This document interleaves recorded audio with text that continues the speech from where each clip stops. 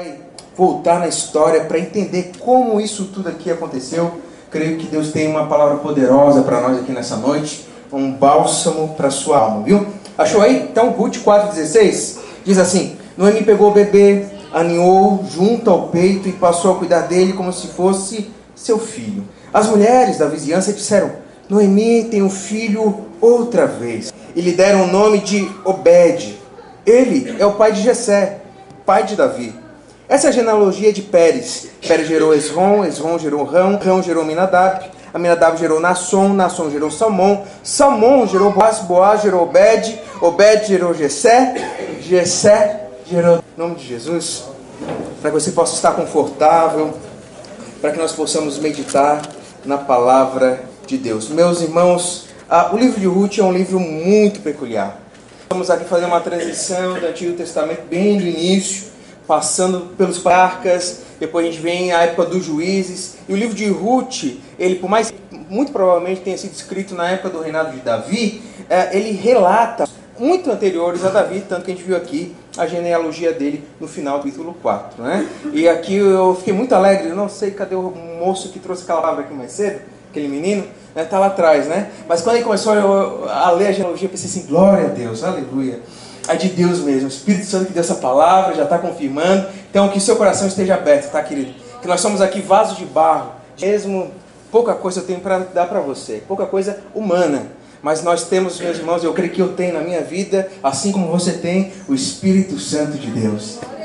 Que conforme nós vamos aqui olhando essa história, não seja apenas um relato histórico, mas seja a palavra de Deus para a sua vida, para alimentar a sua alma, para curar as feridas, para salvar, transformar e fazer tudo aquilo que a palavra de Deus tem para fazer. Mas esse livro de Ruth, como eu estava falando, meus irmãos, ele fica assim, meio desconectado da história. Que nós vemos aqui os juízes, muitos conhecem a história dos juízes, e quando a gente vai passar para 1 Samuel, onde a gente vai conhecer ali a história, o nascimento de Samuel, temos Ruth intercalando isso. E é muito interessante, meus queridos, se você é um leitor da Bíblia, se você, assim como eu gosto assim, do Antigo Testamento, você vai começar a entender que ter na Bíblia hebraica um nome de uma mulher que não era do povo hebreu é uma coisa extraordinária. E quando nós olhamos para Ruth, nós vamos olhar, meus irmãos, que Deus ele é poderoso e Ele está fazendo uma coisa na terra desde esses tempos, e até hoje a obra dele ainda não está concluída, ela se concluirá, é o que nós finalizar falando aqui nessa noite, mas até chegarmos lá, nós devemos olhar para isso aqui, meus irmãos, analisar e buscar de Deus, entender o que Deus tem para nos ensinar através dessa história, que não é apenas uma história, mas de tantas famílias que viveram nesse período, tantas histórias que poderiam ter sido contadas, de tantos livros que poderiam ser livros inspirados, canônicos que nós chamamos, Ruth foi colocado na minha e na sua Bíblia. Eu creio que a Bíblia é a palavra de Deus. Você crê também que a Bíblia é a palavra de Deus? Isso é básico para que você possa receber de Deus isso aqui como algo para a sua vida. Quando nós olhamos o livro de Ruth, meus irmãos, eu quero que você, se puder, se quiser, manter a sua Bíblia aberta, eu quero que você volte lá no capítulo número 1. O livro de Ruth é bem curtinho, 2 ou 3 páginas, dependendo da versão, da diagramação da sua Bíblia. Mas no capítulo 1 nós vamos ver o início de toda essa história. Eu li aqui para que nós possamos repetir isso, que quando a gente repete, a gente grava com mais facilidade, na verdade, na memória. Então por isso eu comecei do fim, que o fim é o essencial desse livro. Muito mais de qualquer aspecto moral que nós possamos dar aqui, muito mais qualquer tipo de exemplo que nós possamos ter aqui. E aqui, meus irmãos, no livro de nós olhamos e vemos como Deus trabalha a sua obra grandiosa de redenção. Nós vamos iniciar então no capítulo 1 e claro que eu vou resumir aqui para nós, mas no capítulo 1 de Ruth nós vemos, meus irmãos, o início dessa história. Eu falei, Ruth, ela não fazia parte do povo. E quando eu falo que ela não era parte do povo hebreu, meus irmãos, era de uma terra separada do povo escolhido de Deus. Isso aqui nós vamos ver no capítulo 1. Na verdade, Ruth, ela é nora de Noemi. E Noemi era casada com Elimeleque. Esse homem e mulher e os seus 2 filhos, eles saem da terra do povo de Deus em busca de uma prosperidade, em busca de uma melhora para a sua vida. E é muito interessante, meus irmãos, que na Bíblia nós devemos analisar cada parte dela. Ela tem um ensino muito profundo para nós. Às vezes na nossa leitura diária, às vezes no nosso devocional, a gente não consegue, ou às vezes não para reparar nos detalhes e deixar que o Espírito Santo ministre o nosso coração. Na sua Bíblia aí, capítulo 1, diz que na época ou nos dias que os juízes governavam Israel, houve uma grande fome na terra, e por isso um homem deixou seu lar em Belém de Judá e foi morar na terra de Moabe, levando consigo esposa e 2 filhos. O homem se chamava, como já falei, Elimeleque, esposa Noemi, os filhos Malom e Quilion. Eles eram efrateus em Belém, Judá, quando chegaram a Moabe, estabeleceram-se ali. É muito interessante, meus irmãos, porque o mundo vive crises desde que o mundo é mundo da forma que a gente vê. Desde que o mundo é um mundo caído, afetado pelo pecado, é um mundo de crises em que nós vivemos. E principalmente quando nós falamos de um país sul-americano que é o nosso. E principalmente quando nós falamos do Brasil, que é o país que nós vivemos. É um país, meus queridos, que passa por crises, passou muitas crises, e até Jesus voltar vai passar por crises talvez maiores, que nós nunca, muitas vezes nós somos atraídos a coisas na nossa vida por reflexo das crises que nós passamos. E aqui quando nós olhamos essa família, nós vemos essa história, os primeiros versículos são um relato normal de qualquer pai de família preocupado com a sua família. É que a sua família, que está passando um momento de crise, tem fome na terra, tem dificuldade de plantar, de colher, de vender, de comprar, dificuldade de ter o sustento, meus irmãos, que é o básico da vida de qualquer família. Né? Graças a Deus, por mais que nós vivemos momentos de crise, nós conseguimos ser assim como eu, do peso. Né? Não sei se você também chegou nessa fase, né? Mas por quê? Somos abençoados, porque sobra comida. Nós somos bem alimentados. Nós fazemos pelo menos 3 refeições por dia. Mas aqui nós temos um momento de crise. E aqui não é que ele não conseguia comprar um carro novo, não é que ele não conseguia ter uma casa na praia, um sítio. Não, meus irmãos. Era fome na terra. E nos momentos de crise, meus queridos, uma das coisas que mais facilmente se abala, o que é? É a nossa fé em Deus. Não é verdade? Quando vem a dificuldade, meus irmãos, quando a doença bate na nossa porta, quando vem diagnóstico, por isso que muita gente tem medo e receio de ir no médico, na verdade. Tem gente que não gosta de fazer exame, porque tem medo. Porque o exame pode trazer uma verdade que ela não quer constatar. E nós vivemos nesse mundo de medo, nesse mundo de crise, de dificuldades. E às vezes, diante disso, nós tomamos atitudes impensadas. Impensadas por quê, Rodrigo? São atitudes tomadas sem fé. E Paulo, muito verdadeiramente inspirado por Deus, escreve que tudo aquilo que não provém de fé é pecado. Se não me falha a memória, Romanos 14, lá no finalzinho, o último versículo. Tudo aquilo que não vem de fé é pecado. Você já parou para meditar nisso? Toda atitude que eu e você tomamos sem fé é pecado. O que é pecado, meus? É que vai contra os princípios, os desígnios eternos do próprio Deus, Criador dos céus e da terra. Momentos de crise são os momentos onde isso muito mais facilmente pode acontecer. E quando você tem vários caminhos para tomar, é uma coisa. Agora, quando você só vê barreira, só vê muro na sua frente, esse é o dia mau. Mas, meus queridos, que nessa noite até o fim nós possamos entender que nosso Deus, Ele nos sustenta.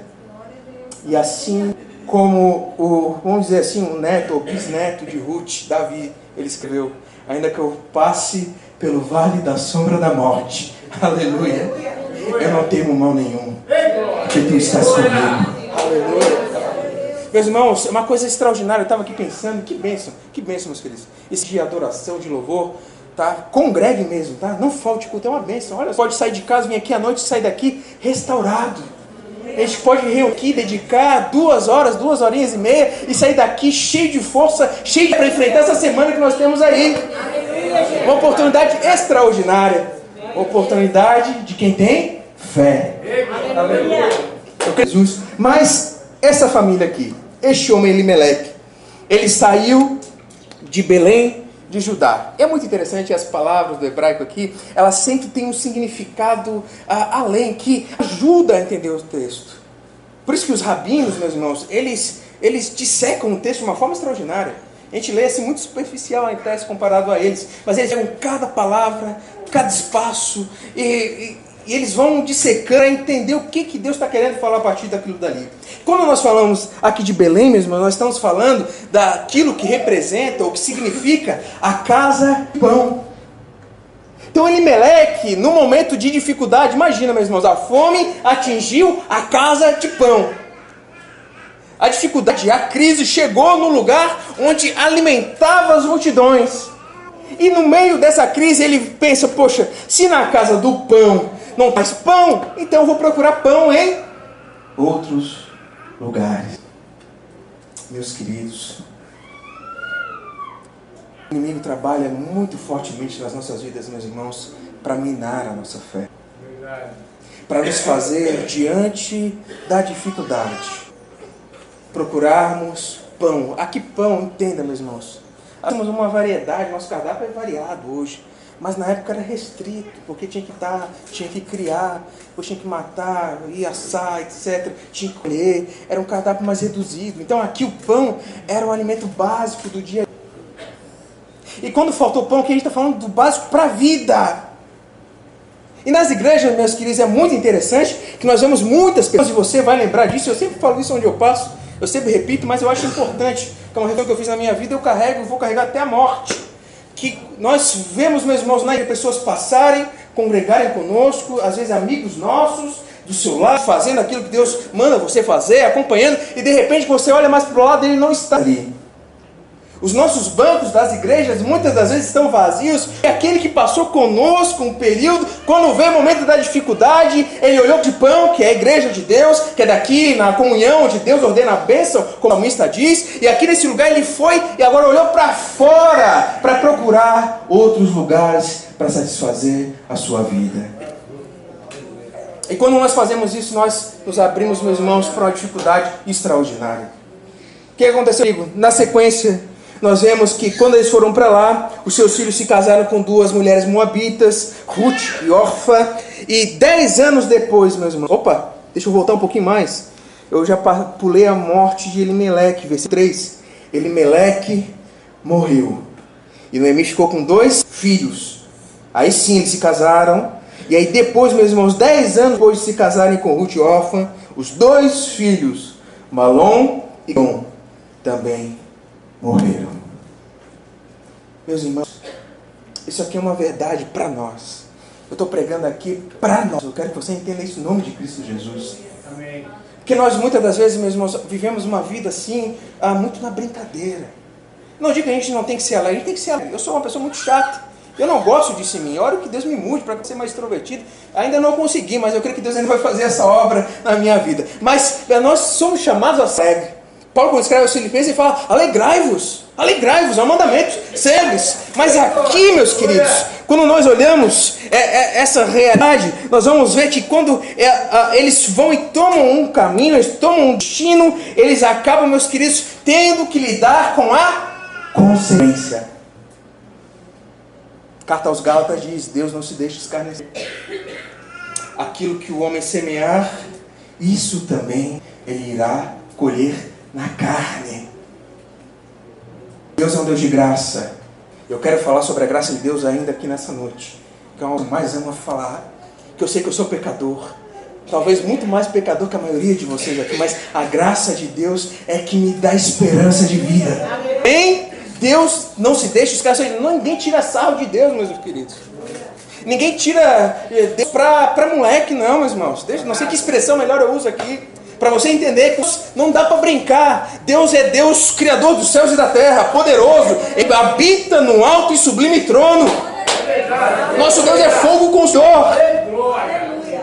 Então nós devemos, meus queridos, diante dele, prestar contas e receber, sim, consequência daquilo que nós fazemos no céu, na nossa vida na terra.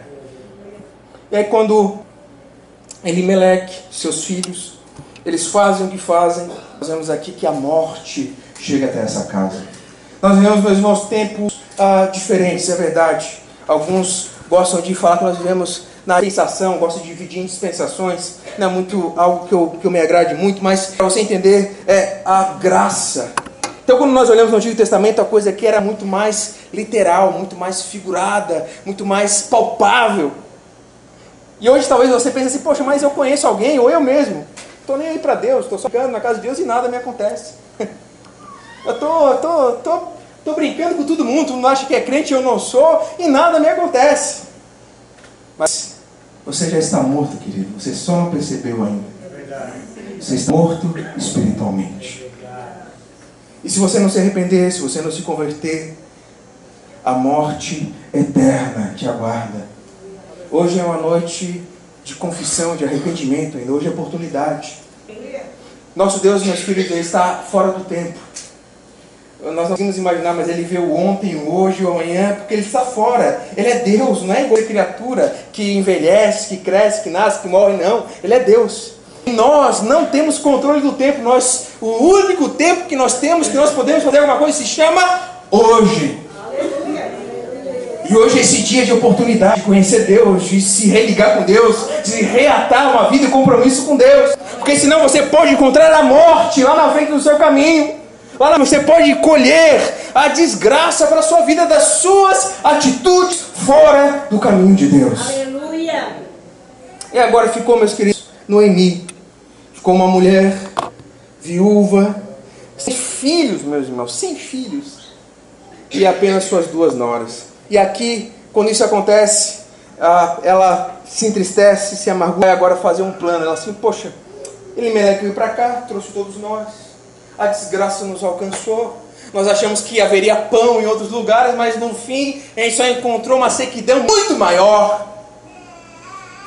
Então eu vou voltar. Voltar para Belém. Aleluia. Eu vou voltar para casa. E quando ela volta, meus irmãos, é muito interessante a conversa que tem com as suas 2 noras. Versículo 8. Olha só, a certa altura, porém, Noemi disse às noras: voltem para a casa das suas mães. Que o Senhor as recompensem pelo amor que demonstraram por seus maridos e por mim. Que o Senhor os abençoe com segurança de um novo casamento. Então deu-lhes um beijo de despedida e as 3 começaram a chorar em alta voz. Meus irmãos, pensa, quando a desgraça encontra uma família, quando a morte encontra um lar. E muitas das vezes a morte, meus irmãos, não é morte física. Muitas das vezes é a morte de uma separação. Muitas das vezes é a morte de uma briga e cada um vai para o lado e os filhos, a família, tudo fica naquele choro, naquela dor, sem saber o que fazer, o que não fazer. São realidades da nossa vida, meus irmãos, infelizmente. É algo que nós não queremos que aconteça com ninguém. Você deve orar para que Deus abençoe a sua casa, a sua família, o seu casamento, os seus filhos. Mas isso está aí no mundo, porque o mundo, meus irmãos, é um mundo de aflições. Ela pensa no melhor para suas noras. Olha só, o amor de vocês para comigo, para com os meus filhos que agora já estão mortos, foi uma coisa extraordinária. Talvez na sua Bíblia esteja a benevolência. Aqui, meus irmãos, o amor é muito interessante. É um amor, não o amor que a gente está acostumado a falar hoje no Brasil em 2018. A palavra aqui, o amor, é um amor diferente. Mas antes de chegar a falar sobre esse amor, eu quero que você entenda um amor que estava no coração da mulher que dá o nome, dá o título a este livro, Ruth. Quero que você vá comigo até o versículo 16 do primeiro capítulo. Ruth respondeu: não insista comigo para deixá-la e voltar. Aonde for, irei.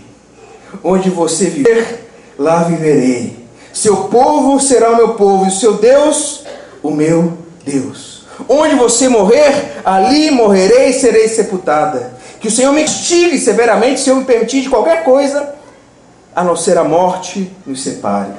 Quando Noemi viu que Ruth estava decidida a ir com ela, não insistiu mais. O amor de Ruth, meus irmãos, é muito interessante que esse amor que aparece ali no versículo 8, é um amor no hebraico que recebe. Esse amor, não é o nosso amor, eu amo chocolate. Não, meus irmãos.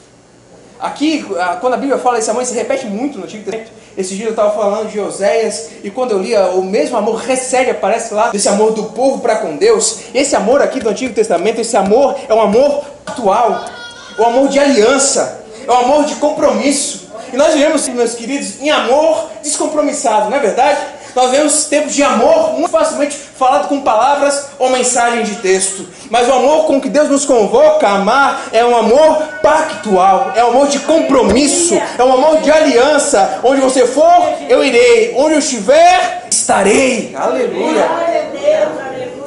Ruth só viveu o que viveu, queridos, porque o amor que foi gerado no coração dela, eu não sei se foi Malom, se foi Elimeleque, mas alguém falou de Deus para aquela mulher e o coração dela se abriu para a de Deus e ela verdadeiramente se tornou filha do Deus Altíssimo. Ainda que moabita, ainda que não fosse parte do povo, mas pela fé, queridos, agora ela cria: o seu Deus é o meu Deus.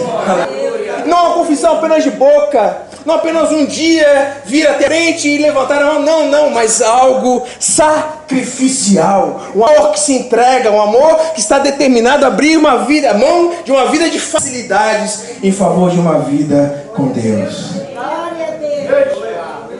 Que Ruth fala isso, olha só. Esse amor que você falou é um amor muito mais além disso que você está acostumado. É um amor pactual, sacrificial. É um amor que não é abalado pelas circunstâncias, meus queridos. Que o Espírito Santo de Deus gere em nós este amor. Que o Espírito de Deus verdadeiramente nos transforme em crentes cheios de amor. Porque nós, meus irmãos, é o que não éramos povo. Hoje nós vivemos num país evangélico, já foi país católico, hoje é país evangélico. Em um país evangélico virou comum cantar músicas evangélicas, ter carro evangélico, na verdade, está lá atrás, ó, foi Deus que me deu, até o carro é crente. Vivemos nesse mundo. Mas no nosso coração não temos esse compromisso com Deus. Ruth, meus irmãos, ela tinha um compromisso profundo. Ela te honrarei. Eu quero ir para a terra do povo de Deus. Aleluia. Meus irmãos, o que ela estava fazendo ali era algo extraordinário. Era simplesmente um passo de fé. Ou, extraordinariamente, um passo de fé. Porque era uma mulher moabita no meio do povo israelita. Aleluia. Dificilmente alguém casaria com ela. Muito provavelmente, meus irmãos, antigamente não é igual hoje. Hoje as mulheres têm liberdade, elas trabalham, elas produzem. Hoje às vezes a sua esposa ganha mais do que você. Não tem problema nenhum. Mas aqui era uma realidade muito difícil. Era a nora e a sogra. Duas mulheres no meio dos tempos dos juízes, que eram tempos difíceis, meus irmãos. Onde cada um faz a sua própria justiça conforme os seus olhos. Mas ainda assim, contra todas as circunstâncias, ela preferiu vir para a casa de Deus. Eu quero morar entre o povo de Deus. É ali que eu quero ficar. E Deus preparou, meus irmãos, uma coisa extraordinária. Eu estou vendo aqui a hora voou. Meu Deus do céu. Mas eu quero então partir, meus irmãos, para a transição, para a gente concluir daqui a pouquinho. Mas então eu quero só destacar. Só destacar que enquanto eu orava, Deus botou isso muito forte no meu coração. Eu creio que é para alguém aqui nessa noite. No capítulo 3, meus irmãos, resumindo aqui, o que acontece? Elas tornam, Noemi vem toda chorosa, toda amargurada. Na verdade, Noemi agora ela vem para o povo de Deus, volta para a casa de Deus, volta para a casa do povo. O coração dela está amargurado. Deus ainda está trabalhando no coração dela. Porque ela está, meus irmãos, assim, amargurada com quem? Com Deus. Que ela está sentindo assim, que a mão de Deus pesou sobre ela de uma maneira que não deveria ter pesado. Então ela vem amargurada tanto que quando o povo olha só, vem Noemi, olha, é Noemi. Ela está voltando, e aí quando ela conta a história de não me chame mais Noemi. Me chame agora de Mara. Por quê, meus irmãos? Noemi era agradável. Imagina, que bênção, né? A nossa igreja, eu creio que são todas mulheres agradáveis, né? Mulheres abençoadas. Você pode falar, tem uma palavra de bênção. É uma mulher que não eleva a voz, né? Na verdade, que não é de fofoca, que não é de fazer barra. Eu creio que crente é isso, né? Ou deveria ser, né, Jonas? É o que Jesus convida a ser. Mas aqui, Noemi, ela se transformou amarga. E muitas das vezes a vida nos leva a isso, meus irmãos. Mas aí o que acontece mais? Elas estão ali em casa e de repente Ruth vê a situação, é difícil, duas mulheres sozinhas morando. Claro que as posses eram grandes, que eles voltaram para suas terras. Porém, faltava força de trabalho, força de produção. Então Ruth vai e diz, olha só, Noemi, eu vou lá, vou colher algumas espigas. E assim a história acontece e ela conhece um homem chamado Boaz. Eu só quero que você preste atenção em quem era esse homem. Capítulo 2. Havia em Belém um homem rico e respeitado, chamado Boaz. Ele era parente de Eli, marido de Noemi. Era um homem respeitado. E, meus irmãos, era um homem de Deus. Aleluia. E eu não vou ter tempo para falar aqui nessa noite, mas leia na sua casa. Entenda isso e mastigue. Venha digerir e remoer essa palavra em nome de Jesus. Mas você vai entender que era um homem que seguia a lei de Deus. E ali ele se encontra com Ruth, e ali logo quando ele vê Ruth, toda aquela disposição de trabalho dela, ele fica assim, admirado dessa mulher, do testemunho dela, da forma em que ela deixou de fazer outras coisas, voltar para sua terra, e agora vem com a sua sogra, para vir a reparte do povo, para sofrer o que, meus irmãos? Discriminação, isso, ela era estrangeira. Nós estamos vivendo isso lá no noroeste do nosso país. E eu sei que no seu coração e até no meu, a gente fica assim um pouquinho endurecido com relação aos estrangeiros. Com relação àqueles que estão passando dificuldade e querem atravessar as fronteiras em busca de uma vida melhor. Nós nos sentimos o quê? Afrontados, não é verdade? Imagina, vão vir tirar o emprego que pode ser meu. Então é a mesma coisa, ela iria viver, estava vivendo. Mas a graça de Deus alcançou ela, encontrou Boaz. Boaz se agradou dela e disse, olha só, Ruth, faz assim, não vai em nenhum outro campo não. Fica aqui comigo. Eu já dei ordem, já meus homens vão cuidar de você. Você vai estar protegida aqui. Pode trabalhar à vontade. Aleluia. Meus irmãos, aqui nós vemos um contraste. Um coração amargurado e um coração comprometido em amor recebe. Esse amor de sacrifício para com Deus. Olha só como as coisas vão acontecendo. Olha só como a história parece que vai mudando. E lá no capítulo 3 é muito interessante. Ela volta para casa, ela conta para Noemi. Olha só, Noemi, ela volta, meus irmãos, com muita coisa. Com 20 litros ali de espiga é peso. Eu fiquei pensando, Deus, como que essa mulher carregou? Mulher forte, né? Mas ela vem e carrega aquele peso todo, chega em casa e a Noemi fica perplexa. Como assim? Onde você foi? E assim, meus irmãos, a mulher colhia atrás daqueles que estavam fazendo a colheita, ela pegava só os restos. Mas Boaz falou para os seus empregados, olha só, não deixa cair só o resto não. O que tiver de bom, deixa cair um pouco, pode deixar. Deixa coisa boa para ela, deixa cair para ela juntar e levar para casa. Que eu me agradeço dessa mulher, aleluia. Que bênção, né, meus irmãos? Que bênção. E é isso que Deus tem para nós, meus queridos. Crente chamado para viver de miséria, meus irmãos. Deus foi chamado, os cristãos chamados para viver uma vida de prosperidade. Não estou querendo dizer que você vai ter, não é bilionário, meus irmãos, estou falando de prosperidade espiritual, na família, ter paz no coração. É você, às vezes, vir até mesmo a pé para a igreja, mas não tem problema, porque a sua casa é um reino de paz, aleluia. É uma casa que habita o Espírito que ama você, você tem seus filhos abençoados, meus irmãos, essa é a vida próspera que Deus tem para os seus filhos, vida abundante, aleluia. Meu Deus, eu falei outras coisas e não falei o que eu queria falar. Olha, versículo 3, o que acontece? Ela conta para Noemi, Noemi fica alegre, olha só.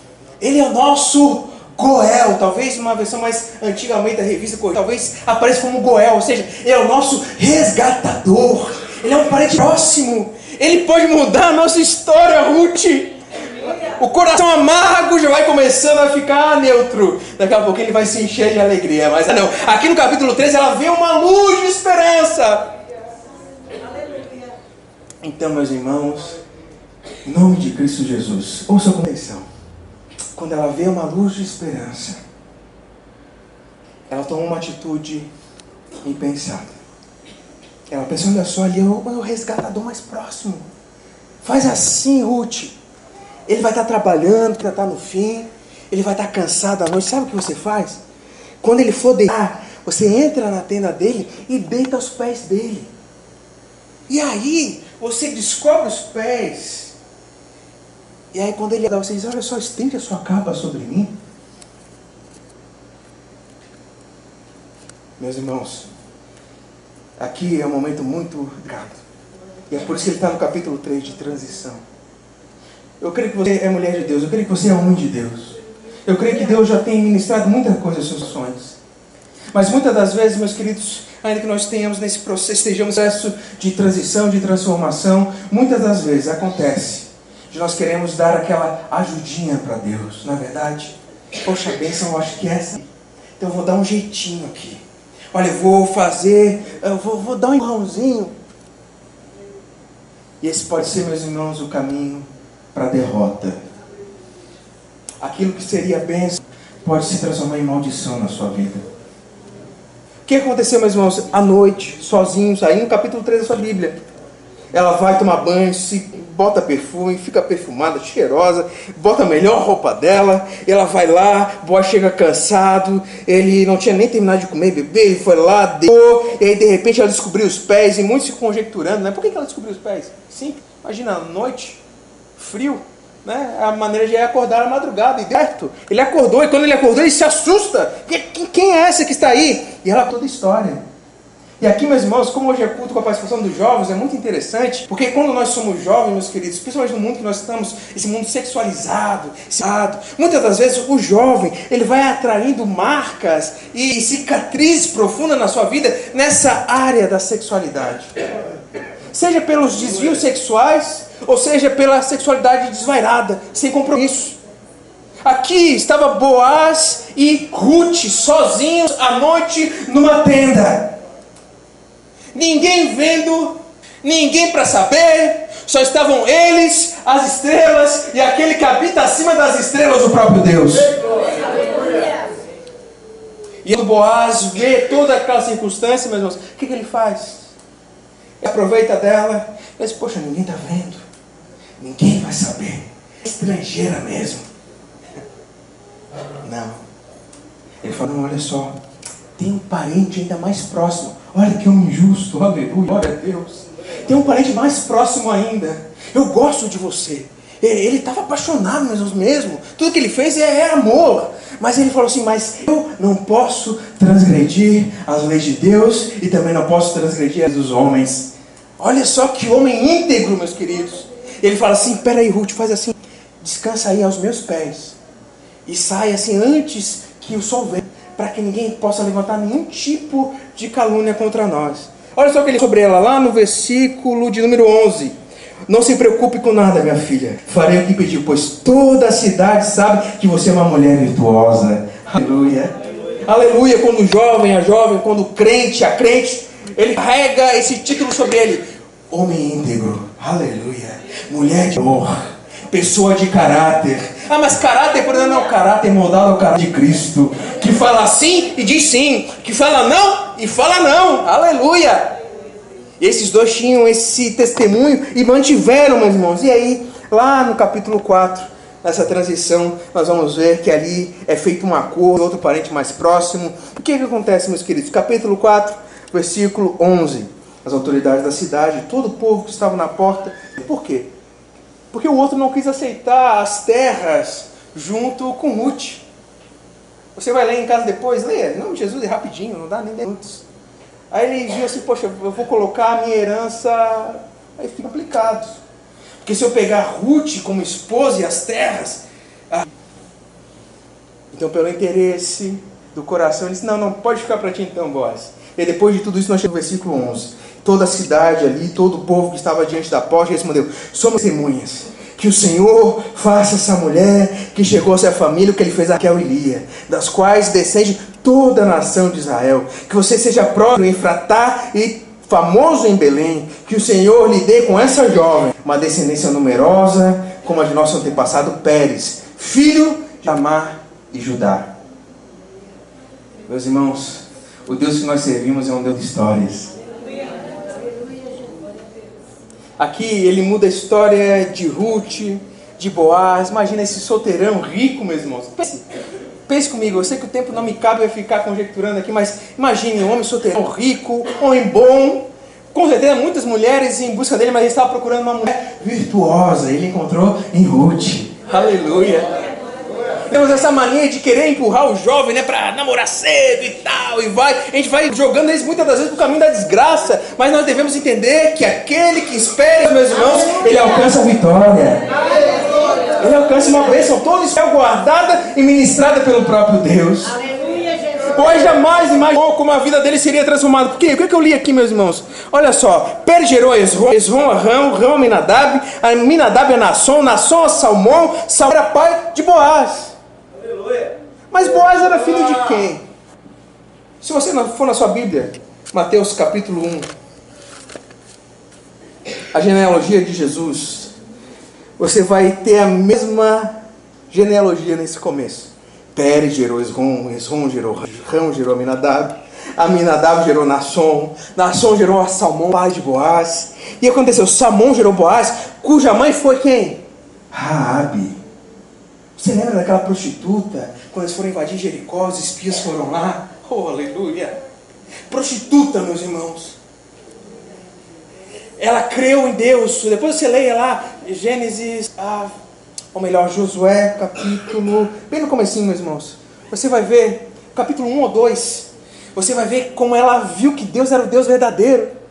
E ela creu e ela foi resgatada, ela não foi morta, a família dela foi preservada. E aí Deus levantou esse homem cheio de coragem, Salmão, e casou com Raabe, e ela teve Boaz como filho. O que acontece mais? Boaz, ele vai ter um filho com Ruth se chama Obed. Obed, pai de Jessé, que é pai de Davi. Nosso Deus, meus irmãos, Deus que muda histórias. Na genealogia de Jesus, você vai olhar, Mateus não destaca grandes nomes de mulheres. Não. Ele pensa, olha só, esse aqui, sabe de onde que vem? É filho de Raabe. Sabe de onde vem a tribo de Judá aqui, meus irmãos? De Pérez. A mãe dele é Tamar. Tamar era nora de Judá. E a história, a Bíblia, meus irmãos, que daí o filho dele morreu, porque eles eram tudo sapecado, meus irmãos. Meu Deus, parece nós hoje em dia, né? Tudo mal convertido. E aí, ele foi lá morrer, obedeceu a Deus. E Judá, ele era um homem promíscuo, meus irmãos. Certa vez chegou, e aí o que a Tamar teve que fazer para ter uma descendência? Ela se vestiu como prostituta. Ele foi lá e teve um filho com ela. E aí depois desse filho vai nascendo, e de repente nós temos que Salmão, ele vai e casa com Raabe. Não apenas vestida de prostituta, mas uma verdadeira prostituta. Desse filho surge Boaz, um homem íntegro, um homem que temia a Deus. O que eu quero dizer, meus irmãos? Para finalizar, os irmãos me perdoem por eu ter passado o tempo. Eu até falei com a Jéssica, olha, eu preparei bem pouquinha coisa, vai ser bem breve. Eu fiquei até preocupado quando passaram cedo. Mas o que eu falei, meus irmãos, foi tudo inspirado por Deus. Deus tinha uma palavra especial para vocês aqui nessa noite, como Ele sempre tem. Sempre tem. Sempre tem. O que Deus quer falar para você, meus queridos, é que o nosso Deus é um Deus de recomeços. Muitas das vezes os jovens, meus irmãos, eles são menosprezados, são deixados de lado, porque a juventude do nosso mundo é uma juventude promíscua. Meus irmãos, quando o adolescente já tem a festa de 15 anos, agora que virou moda, todo mundo tem agora, a festa de 15 anos é regada a muito álcool e muitas drogas, meus queridos. São as festas de 15 anos do mundo afora. Hein? Então quando esse jovem vem para a igreja, meus irmãos, ele vem cheio de marcas. Quando a menina vem para a igreja, muitas ela andou já com a cidade toda. E aí nós fazemos o quê? Nós nos achamos puros demais para estar do lado delas.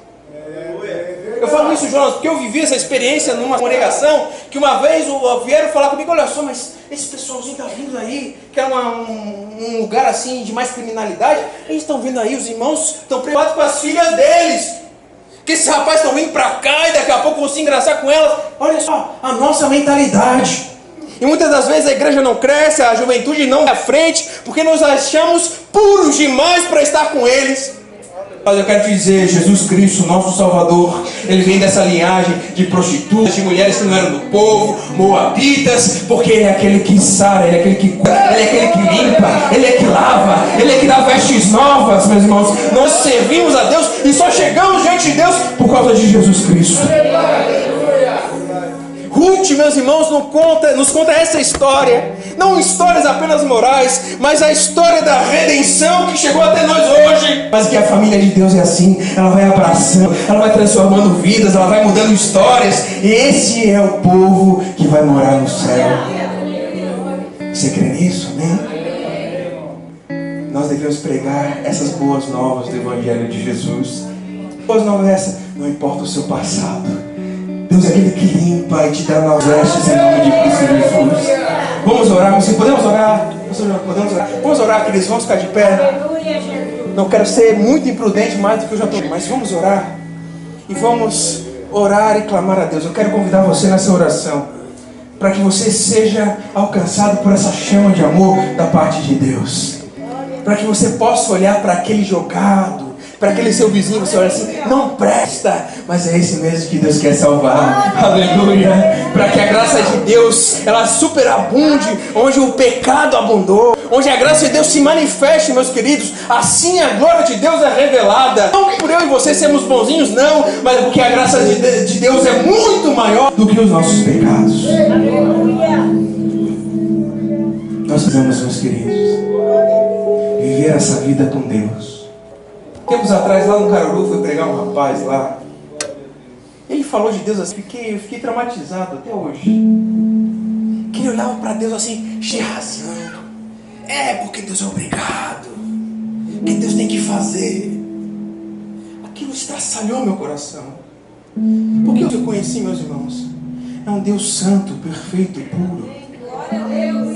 E por mais que eu e você hoje estejamos lavados e remidos no sangue de Jesus, eu e você ainda pecamos. Eu e você ainda estamos sendo formados, conformados à imagem de Cristo Jesus.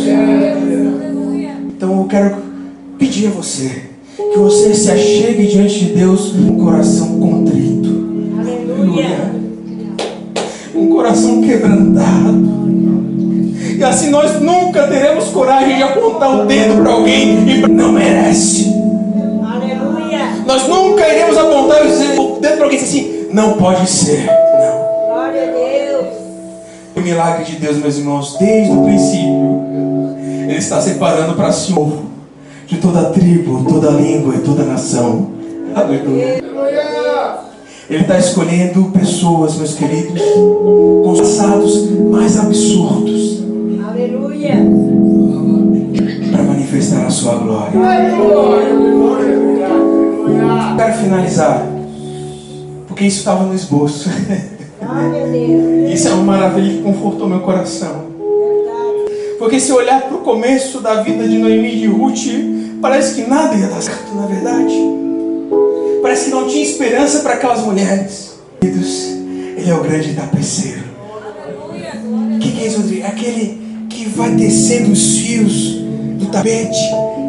Eu tive uma experiência, não tapete, mas da renda de Biuro, que a minha avó fazia, bem lá do sul de Florianópolis. É isso, meus irmãos, da tradição portuguesa. Ela fazia lá e metia os pauzinhos lá. E quando a gente olhava pelo lado de trás, Jonas, não, parecia uma coisa feia, mano. Meu Deus, o que a avó tá fazendo aí? Ela ficava mexendo fiozinho pra cá, fiozinho pra lá. Quando ela terminava, ela cortava as pontinhas do fio e mostrava aquele paninho cheio de detalhes. Aleluia! A minha e a sua vida é isso, queridos. Quero convidar você a não julgar Deus e a sua vida pelo aqui e pelo agora. Deus pode estar fazendo assim como Ruth. Deus pode estar fazendo assim como Noemi. Nessas circunstâncias que você pensa que é o seu fim, que você pensa que não vai ter mais solução, Deus está construindo uma grande história. Talvez até não veja na sua morte, até a sua morte, mas nas próximas gerações eles olharão para trás e dirão: olha só o que Deus fez na vida do meu pai, do meu avô e minha avó. Aleluia. E quando nós nos encontrarmos no céu, meus queridos, aleluia, o que nós vemos hoje por reflexo em parte, nós entenderemos, veremos a obra completa. Glória a Deus. Amém, querido? Eu vi que tinha poucos visitantes, mas eu vou fazer um apelo. Você que não faz parte do povo, digamos assim, você quer aceitar Cristo nessa noite? O que é isso? Não, eu quero fazer parte dessa família. Assim como o Ruth, eu quero dizer: olha, o Deus de vocês é o meu Deus. Essa igreja aqui é minha igreja também. Eu acho que são todos crentes, mas tem alguém que quer? Nós queremos orar. Se não, amém. Amém, então. Então, para você, querido, que já faz parte do povo de Deus, essas duas palavras para você: jamais despreze ninguém pelo passado. Que o nosso Deus é um Deus que transforma passados. E o último ponto: nunca julgue a sua vida, ó Deus, pelo aqui e pelo agora, porque Ele veio lá de cima. Ele vê a obra completa. Aleluia. Eu passei por coisas na vida, querido, que eu achei que eu ia acabar. Mas hoje eu já vejo uma luz. Aleluia. E eu sei que até aquele glorioso dia eu entenderei, eu compreenderei o que Deus estava fazendo na minha vida, na minha história. Aleluia. Vamos orar. Você quer dar um passo à frente? Ou a irmã deu aqui? Vocês têm esse costume? Se fizer uma oração, dê um passo de fé, então. Nós vamos ministrar e clamar para que Deus derrame da sua graça poderosamente nessa noite. Você que não é batizado do Espírito Santo, você que ainda não recebeu esse selo, esse revestimento de poder, testemunhar, hoje é a noite oportuna. Aleluia. Que nós simplesmente para reunir. Não, meus irmãos. Nós estamos aqui diante do próprio Deus. Que Ele faça as suas maravilhas aqui neste lugar. Vamos orar? Convido você a fechar os seus olhos, para que as distrações ao redor não roubem a bênção que Deus tem para finalizar na sua vida. Espírito de Deus, Deus nosso Pai, Cristo Jesus, nós estamos aqui nessa noite, Deus, e eu fico alegre demais, porque nós somos chamados a fazer parte do Teu povo. Sim, através de Cristo nós somos família de Deus. Meu pai terreno, ele tem suas falhas, ele tem as suas decisões mal tomadas, mas Tu és o meu Pai que está nos céus e que me tomou pela mão e guiou até aqui hoje. E assim como o Senhor me guiou, eu sei que o Senhor irá me guiar até o fim dos meus dias. Eu sei que assim o Senhor fará com cada filho Teu aqui.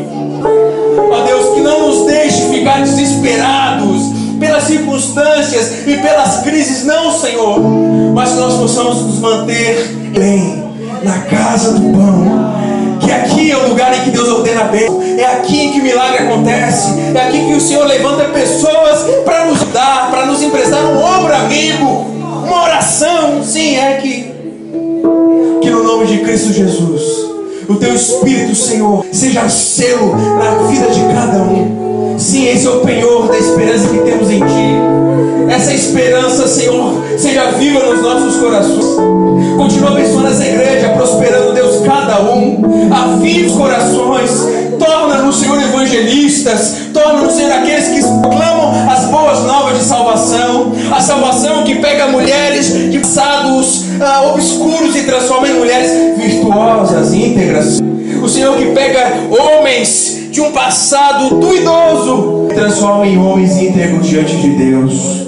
Que o Senhor nos torne, Senhor, a Cristo. Sim, servos, assim como Obed. Sim, Obed, aquele que serve. Que sejamos, Senhor, Obed nessa terra. Sejamos servos.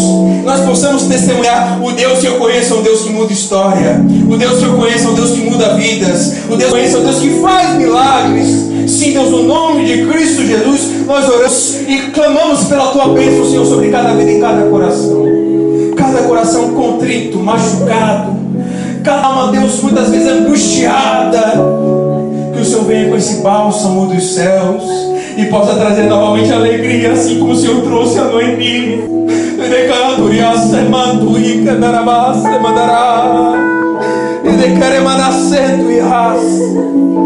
Que assim como Noemi, amargurada pela vida, no final ela estava com um bebê nos colos e o povo sorrindo com ela. Olha só, Noemi, Deus te deu um novo filho, Deus te deu uma nova história. Que assim seja na vida dos Teus filhos, Senhor. É o que nós oramos pela Tua palavra. Nós cremos que o Senhor de ontem, hoje e eternamente, Senhor. Fica com os Teus filhos.